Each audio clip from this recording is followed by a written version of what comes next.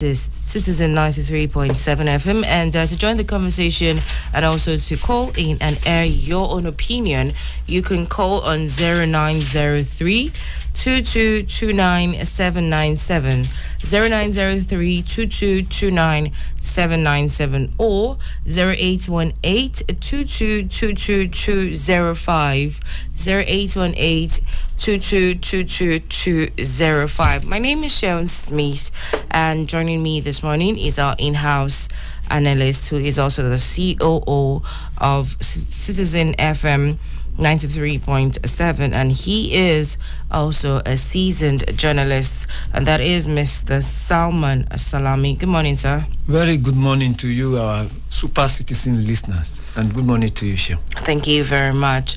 And also, let's quickly delve into the Punch newspaper this morning. On the headlines, the cover page, of the Punch newspaper, we can see that OPS rejects food imports, backs clampdown on hoarders. OPS, that is,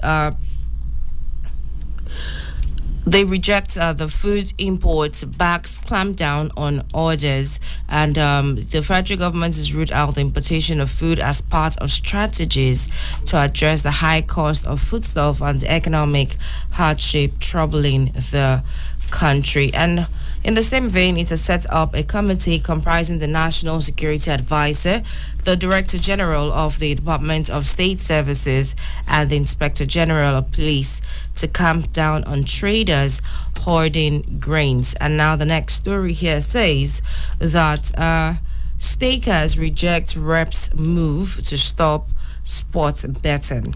Stakers reject reps' move to stop sports betting. And as of today, this morning, 16th of February 2024, it says that Naira trades at 1.6 per dollar at parallel market. Naira trades at 1.6 per dollar at a parallel market. And the next story here says that EFCC rearraigns Don for alleged 1.4 billion naira fraud. EFCC arraigns Don for alleged 1.4 billion naira fraud. And moving on quickly to the next story, it says that ex-Edo rep drops governor ambition after son's murder in U.S. Ex-Edo rep drops governorship ambition after son's murder in U.S. And that is one of the APC governorship aspirants in Edo State, Eyo Zua Agbonayima, on Thursday announced his withdrawal from the race, and he happened to be the former member of the House of Representatives, and he announced the withdrawal of his own ambition. And now let's see what is happening on this day newspaper. The cover page of newspaper reads, Tinubu 36 governors mull creation of state police to meet again on modalities. Tinubu 36 governors mull creation of state police to meet on modalities. And this comes with 6 riders that says order NSA, DSS, IGP to clamp down on hoarders of food items. And Tinubu says no to food importation, approves training of forest rangers to man forests. And then the president says we must not allow speculators, hoarders, rent seekers to sabotage availability of food to Nigerians. And then also another writer says forecloses setting up commodities price control board. Forecloses setting up commodities price control board. State police, what the constitution says. And also Tinubu tells governors to allow CBN governor manage nation's monetary policy. And that you would find on this day newspaper. Let's head on quickly to the next story here. And this says that higher food and energy prices pushed inflation to 29.90% in January. Higher food and energy prices pushed inflation to 29.90% in January. And in relation to this, it has one writer that says that the CPPE rise in prices putting pressure on manufacturers and aggravating poverty. Rise in prices putting pressure on manufacturers, aggravating poverty. Next story, looking at the This Day newspaper, we can see on the latest headline that Christopher Kolade Chagri brothers NGX visit Wigwe Ogumbanja's families. Christopher Kolade Chagri brothers NGX visit Wigwe Ogumbanja's family, and also Biakolo Ijewere and Wigwe tribute to a peerless departed triumvirate. And at this point, if you remember clearly that sometime over the course of last week, we did lose the CEO of Access Holdings to a helicopter crash alongside his family members and also Abimbola. And moving on quickly to the Daily Trust newspaper, on the cover page would find that dollar hit 1,600 naira at parallel markets. The dollar hit 1,600 naira at parallel markets. The foreign exchange crisis worsened on Thursday as the local currency further depreciated, exchanging 1,600 naira to a dollar at the parallel market. And then another story says that parents of students abroad battle to pay fees. Parents of students abroad battles to pay fees. Nigerian parents whose children are studying abroad are battling to pay fees owing to the volatility in the exchange rate of the Nigerian currency, the naira. And this you'd find on the Daily Trust newspaper for today, Friday, 16th February 2024. And next one here says that in regards to insecurity, same as we've seen on the Punch newspaper, it says Tinubu governors Mo State Police. Tinubu governors Mo State Police. And then here, another story says court orders arrest of Kwara man for allegedly defaming Emir Mufti.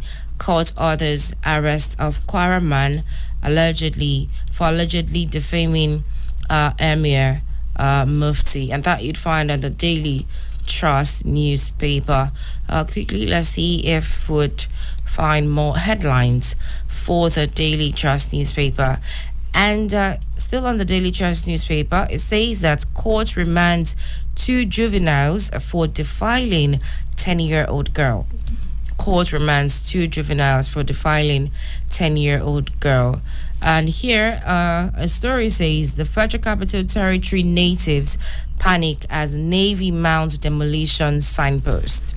FCT natives panic as Navy mounts demolition signpost. And another story, quickly, before I head on to the next dailies for this morning. It says that no end in sight as cost of living bites harder. No end in sight as cost of living bites harder. That story you'd find on the Daily Trust newspaper. So you could get your hands on any of the copies of the papers so far and get up to speed with the stories and have in-depth understanding of what they embody, so to say. And then moving on quickly to the Leadership newspaper. On the cover page, you can see that also there is the talk of the state police insecurity. Tinubu governors opt for state police. And next says that Abbas seeks partnership with Saudi Arabia on refineries and hospitals. Abbas seeks partnership with Saudi Arabia on refineries and hospitals. And now this says that lawyer for arrest, 4 others arrested for illicit drugs in Abia. Lawyer 4 others arrested for illicit drugs in Abia State. This is me telling you that you can call 0903 0903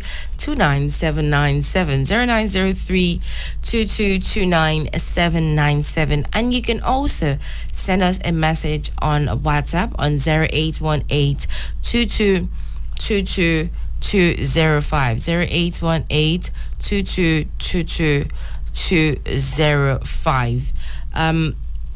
you can tell us your name and also where you are sending a message from. You could also air your opinion on this morning's stories that we are taking a look at. And just by the mention of certain headlines, you can already have an idea what the topic of discussion is. And now quickly, let's see what this says. Ohaneze task Indigbo on untapped resources in Southeast. Ohaneze task Indigo on untapped resources in Southeast. And now there's a story here that says in regards to the DPO murder, police closing in on prime suspect. In regards to the DPO murder, police closing in on prime suspect. Apparently, the Rivers State Police Command said its operatives are closing in on David Gibbs, also known as Tubaba, the prime suspect in the gruesome murder of the divisional police officer of Ahoada Police Division in Ahoada East local government area of the state. And his name is late Bako Angbashim. He was a superintendent of police and was murdered in September 2023 by a group of suspected cultists led by Tubaba at Odiemude community in Ahoada East local government area. And quickly, let's move on to the next newspaper, and that is Vanguard newspaper. And apparently, still on the cover page, on the cover story too, would also find Tinubu governors agree on state police. So far, so good. We've seen the same story across the national dailies for this morning, and that's saying a lot already. And at the half-hour mark, would be back here to analyze the stories in-depthly. And now this one says that Dantata backs transition to parliamentary system of government.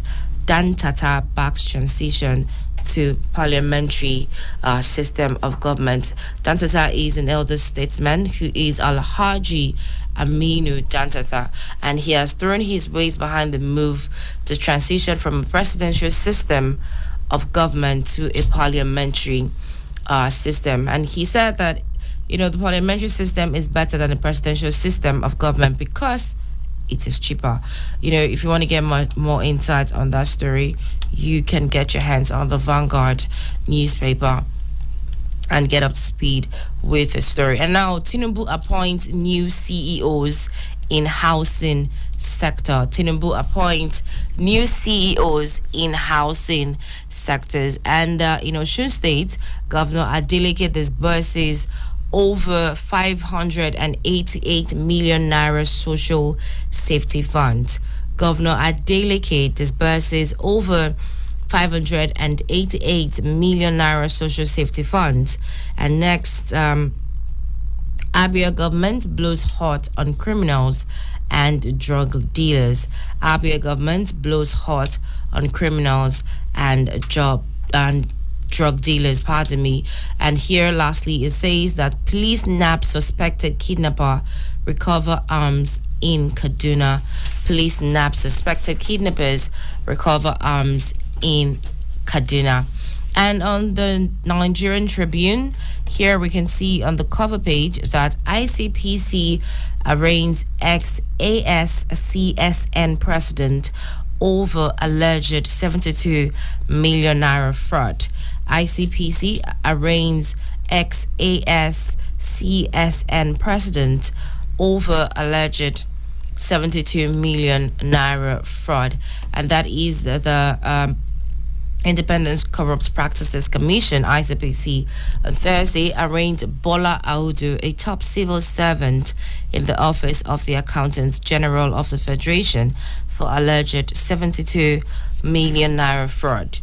Now, Mr. Audu is a civil servant in the Office of the Accountant General, who was recently suspended by the federal government over alleged involvement in corruption. He was equally suspended and was subsequently expelled as a member and president of the Senior Civil Servants Association of Nigeria over anti-union activities, and that you'd find on the Nigeria Tribune newspaper this morning. And now, in regards to the 2023 election, we can see here that Peter Obi gives account of campaign funding. Peter Obi gives account of campaign funding. And now, breaking news says a federal government governors agree to establish state police. Federal government governors agreed to establish state police. And now, lastly, on the Nigerian Tribune newspaper, it says that rescue economy from imminent collapse, reps tell Tinubu. To rescue economy from imminent collapse, reps tell Tinubu. And now moving on to the Guardian newspaper, let's touch down on that quickly. Here on the cover page, it says that Bauchi governor laments Nigeria economy in bad shape, hunger is fueling anger. Bauchi governor laments, that is Bala Mohammed, that Nigeria economy in bad shape, hunger is fueling anger, and that you'd find on the Guardian newspaper. Another one in the news says bandits' days are numbered. Inspector General of Police talks tough. Bandits' days are numbered. Inspector General IGP Egbetokun talks tough. Now the next says number of Nigerian doctors abroad underreported, says UK. Number of Nigerian doctors abroad underreported, says UK. And next says electricity tariff to double as federal government considers hike over debt burden.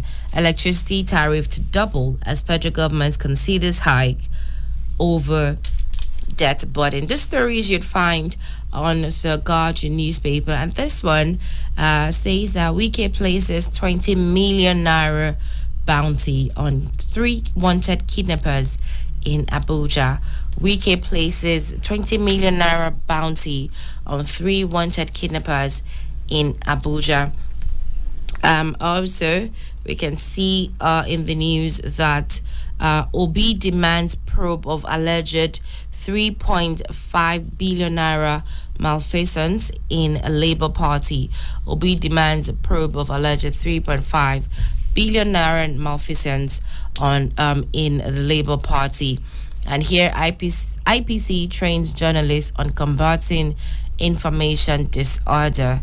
IPC trains journalists on combating information disorder. And lastly, Dangote refinery to export 125 liters of fuel oil, naphtha. Dangote refinery to export 125 million liters of fuel oil, says naphtha. Now, quickly, let's see what's happening on the Nation newspaper. And here again, we see that Tinubu and the governors agree on state police war on food. And CBN asked bank, to withhold IOC's export proceeds for 90 days. CBN asked banks to withhold IOC's export proceeds for 90 days. And this comes with two riders that says the remittances by oil firms restricted. Another says PTA and BTA to be paid only via e-channels. PTA and BTA to be paid only via e-channels. And this you'd find on the Nation newspaper for today. And next says banks induce customers on conversion of dollar deposits to naira. Banks induce customers on conversion of dollar deposits to naira. And now there's a story that says that work to begin on reconstruction of 228 billion naira Benin Asaba Expressway. Work to begin on reconstruction of 228 billion naira Benin Asaba Expressway. And here it says that IPI lauds Nigerian committee's role in global press freedom. IPI lauds Nigerian committee's role in global press freedom. And our scholars have said to Nigerians, be patient with President Tinubu. Scholars to Nigerians says, be patient with President Tinubu. Apparently, the associate professor in the Department of Foreign Languages, Lagos State University, Lasu Sahib Timei, has advocated Islamic cooperative system for imams and alfas in order to meet their economic needs. And he said that the system, which is operative in Indonesia, if incorporated, would help in making imams and alfas remain focused on the spiritual development of their followers and stay within the confines of the spiritual obligations. And now, still taking a look at the Nation newspaper, it says that banks induce, okay, that has been said already. And the next one, which would be the last, says the companion holds reception for ex-NACON chair. The companion holds reception for ex-NACON chair. That is an association of Muslim men in business and the professions, will on Sunday hold a reception in honor of the immediate former chairman and chief executive officer of National Hajj Commission of Nigeria, Alhaji Shukrila Olakunle Hassan. And with that last story being looked at on the Nation newspaper, I believe it's time for us to, delve into having a conversation on most of the stories. And once again, I'd implore that you call on 0903 2229 797, 0903 2229 797, or send us a message on WhatsApp on 0818 2222205, 0818 2222205. You are listening to Citizen 93.7 FM.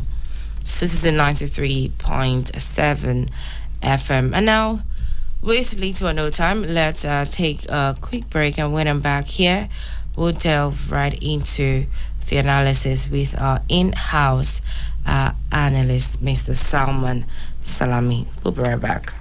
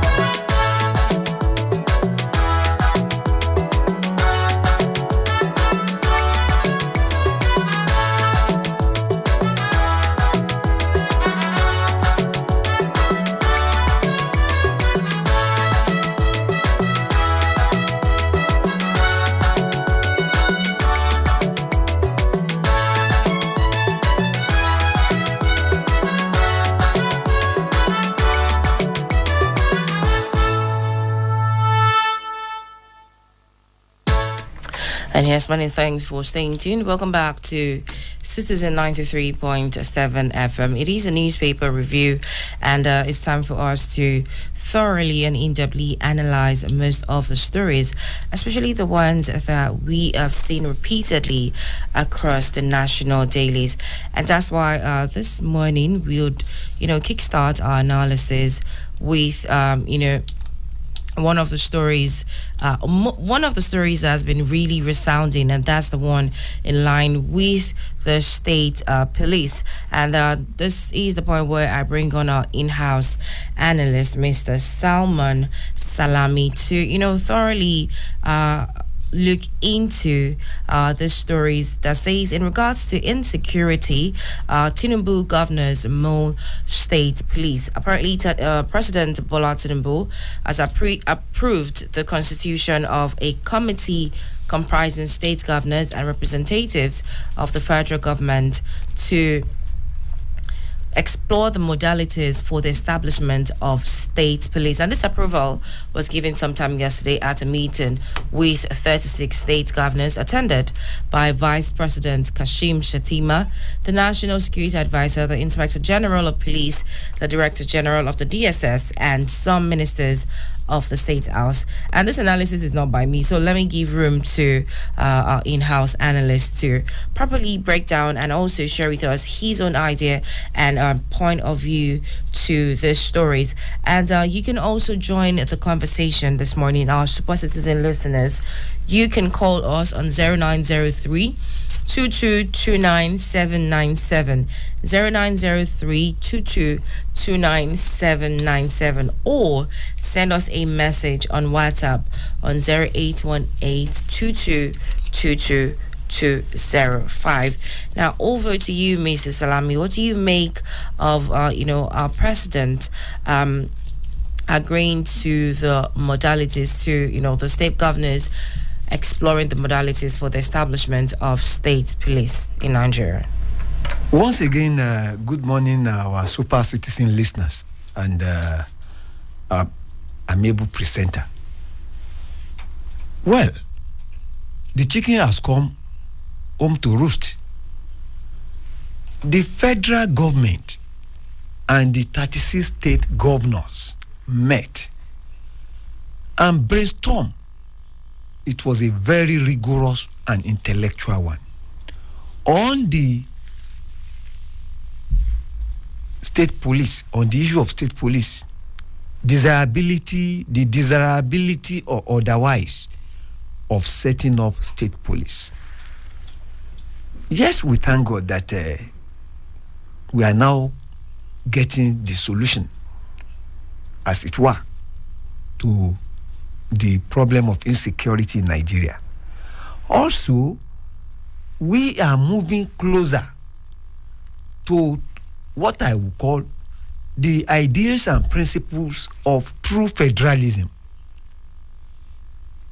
What has given birth to this is this incessant insecurity in the land and the need to provide a practicable and realistic solution to the problem at hand.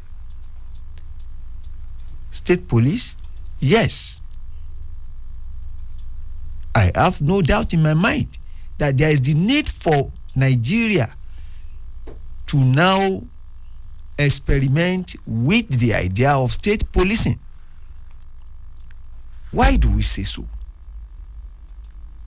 As we speak, what is the number of policemen that we have now? Apart from that, how many of the officers are on active police duty? Quite many of them are attached to the VIPs. Quite many of them are engaged in other areas apart from the core policing, in such a manner that the number of officers and men that we have on active duty is not only inadequate, but grossly inadequate. Let's leave that one alone. The policemen that we have today Are they well motivated? That is a story for another day. Then again, it has been argued by some people that unless you are in the room with us, you will not know what we discuss. Unless we have security men who understand the terrain of where they are policing, because you must have information. And to have information, people must repose confidence in you. Truth be told, Nigerians are not willing, for so many reasons, to give information, credible, informed, and useful information to the police as it is constituted today. Why? This is a story for another day. But the idea of state police, if well thought out, and if the modalities are thoroughly espoused, will help in curbing or reducing the intractable security problem we have in the land. It is the right thing to do. It is the right way to go. We should give kudos to the federal government and the state governments for agreeing to embark on this. This is the right thing to do, and we hope that it will help in reducing the insecurity and other criminal activities plaguing our land. All right, thank you very much, Mr. Salami, for that one. And now, talking about security within the country, apparently, Wike places 20 million naira bounty on 2 suspected criminals, and also on criminals in the Federal Capital Territory. And, Wike pointed out that information was key to winning the war against crime, and as such, urged residents and the police to do more on intelligence gathering. He has placed a 20 million naira bounty on 2 suspected criminals, terrorizing residents of the territory.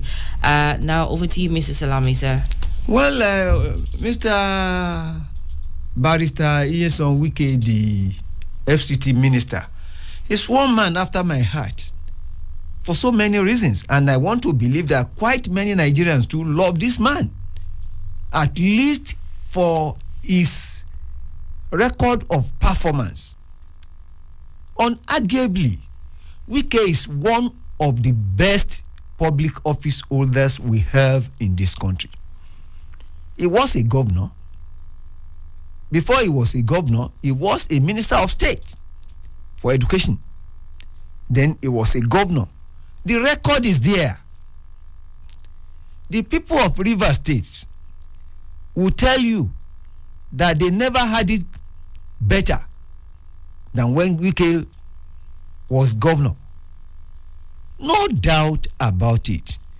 Performers are performers, and you can't take performance from performers. Wike is one of such people. You could see how hardworking and cerebral he is. 2 days ago, he was at a police station to witness the parade of suspected criminals. A minister going to a police station to witness the parade of suspected kidnappers.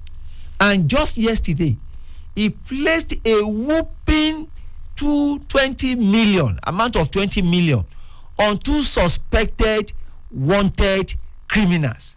What signal or message is he sending across? It's indirectly telling Nigerians that please avail us useful information, credible information about these wanted criminals. What he is saying is simple. Crime and criminals would be apprehended, and is trying to encourage citizens, especially residents of FCT, to come out with credible and useful information, because information is key. Without information, you can hardly do any intelligent arrest or prosecution. Yes, let us take up the gauntlet. Not necessarily because of the 20 million bounty placed on the heads of the criminals, but because it is the right thing to do. Unless we give credible information to the police, they cannot do any miracle. They are not miracle workers. They work with information. Let us avail them credible information. Thank you very much, sir, for that very good, analysis. And now talking about, credible information. There's a story here that says that number of Nigerian doctors abroad underreported, says UK-based worker. A United Kingdom-based Nigerian medical doctor, Charles Ojukwu, has said the number of Nigerian doctors and health workers in other specialties working abroad is underreported. He, however, attributed the exodus of Nigerians to other countries to hardship and lack of sincerity of purpose. Now, let me not even go further with more details. Mr. Salamisa, what would you say about this particular story of number of Nigerian doctors abroad underreported? This is sad. This is a very sad commentary that the numbers of our doctors of Nigerian extraction is underreported. Do you know how much it costs to train a doctor? And for that high-class medical personnel to consider leaving this country for abroad is something that we should interrogate. As we speak, there is the death of medical doctors. And to now be told by one of us, Charles Ojukwu, a doctor in UK, that in fact it is much more than what we think, that the number of doctors abroad is underreported, meaning that many of our doctors, the best, are abroad because they won't take anybody who's not good. It only means that we are losing our best brains, and this is not good for us. This is where I call on the federal government and the Nigerian Medical Association, and indeed all public office holders, to think Nigeria. We agree that there is hardship in the land.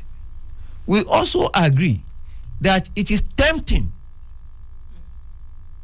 to leave Nigeria and go abroad because of the proverbial search for better opportunity. The grass is not greener anywhere. We cannot leave Nigeria in the hands of other people. Only Nigerians can make Nigeria great.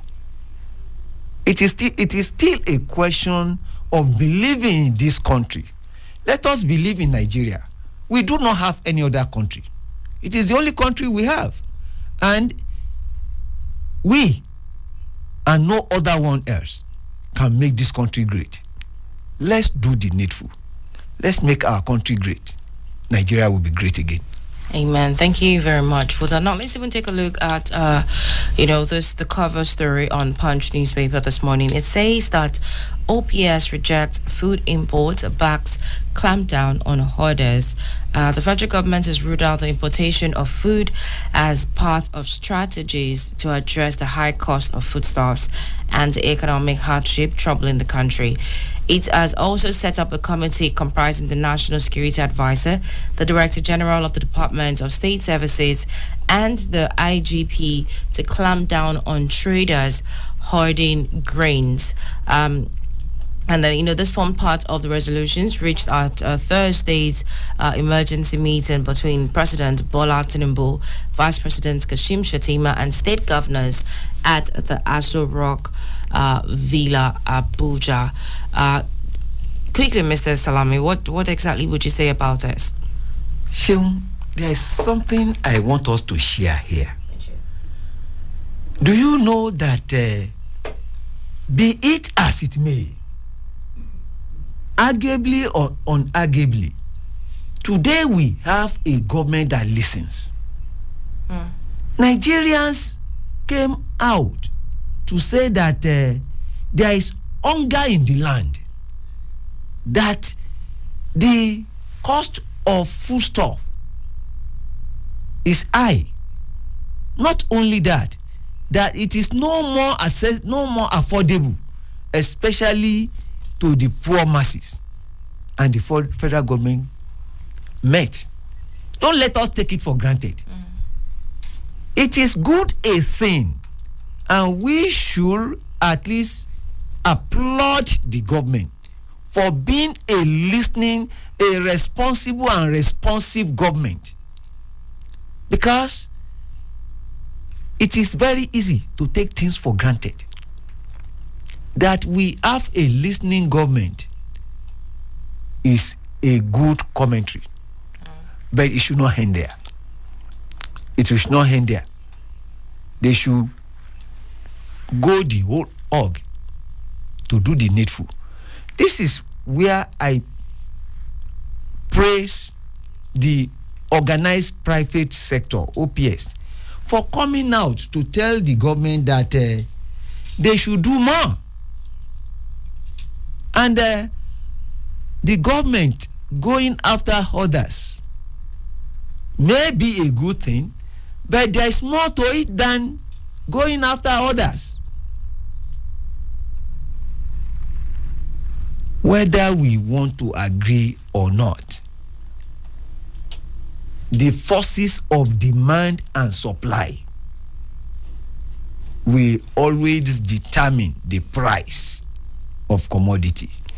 Where you have few commodity being chased by many people, common sense will tell you that the price will go high.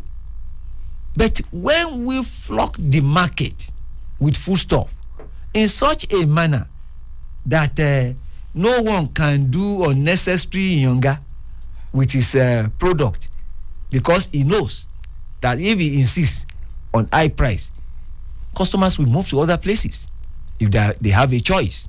It is when you don't have a choice that you are compelled, or that you will be at the mercy of the other. The government should, as a matter of urgency, do the needful and help Nigerians, because hunger fuels anger. Hunger fuels anger. The protest we are seeing now is as a result of hunger. An hungry man is an angry man. But I'll call on Nigerians to still be patient with this government. Why? Because it's a listening government, and they are doing everything possible to ensure that Nigerians don't go to sleep without food in their stomach. All right, thank you, sir. Now, let's even take a look at what The Guardian says about this particular story. The headline reads, Electricity tariff to double as federal government considers hike over debt burden. Electricity tariff to double as the federal government considers hike over debt burden. The power supply to homes and industries have drastically dropped amid over 1.3 trillion naira indebtedness to power generation companies, that is the GENCOs and other $1.3 billion to gas producers. And it says that the federal government in the last 9 years have dilly-dallied with the power sector, perpetually handing over the sector to ministers and head of agencies who have no technical expertise to overturn the despondent state of sector.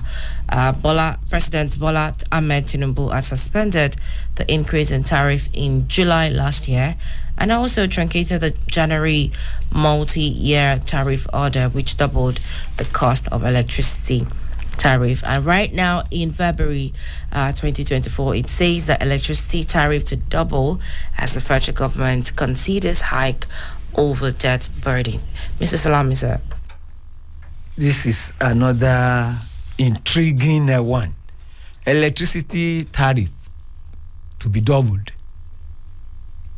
In actual fact, do we have electricity in the first instance? If they think that we should pay for darkness, then we'll see how it will end.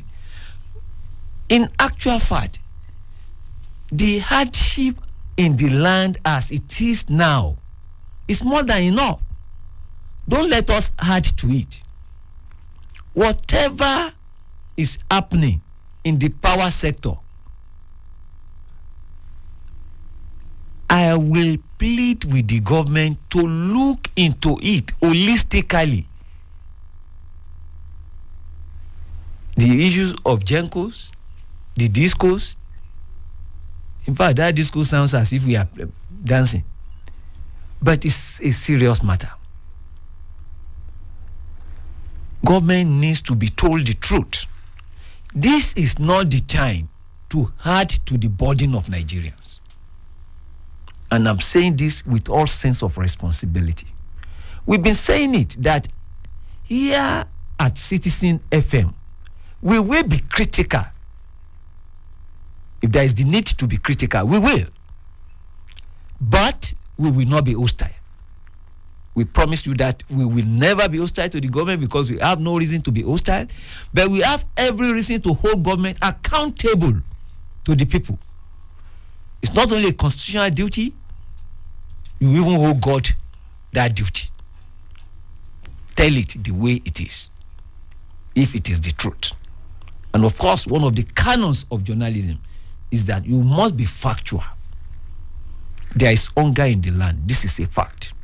And we don't think, as Citizen FM, we don't think that this is the time for the government to increase the tariff on electricity. Rather, the government should do what we call hard-headed thinking on how best to handle the incessant power failure. And indeed, look at the whole of the problem in the power sector. Okay, thank you, sir, for that. Like you have said, that the federal government should really look into handling this properly. And now here there's a story on the Nation newspaper that says, scholar to Nigerians, be patient with President Tinubu. I don't even need to go further into the body of the story or the summary. I'll just like to pick your own insights on what you think about what the scholar has said to we Nigerians. Be patient with President Tinubu. It's a patriot. The scholar is a patriot. There is the need for us to be patient. In fact, there is nothing than being patient. To start with, the government is barely 9 months or 8 months plus. But what we are saying is this: they should be seen to be doing the needful. They should be seen to be addressing the myriads of problems plaguing the country. The government is voted in because of the belief that President Bola Ahmed Tinubu is capable of turning the table around.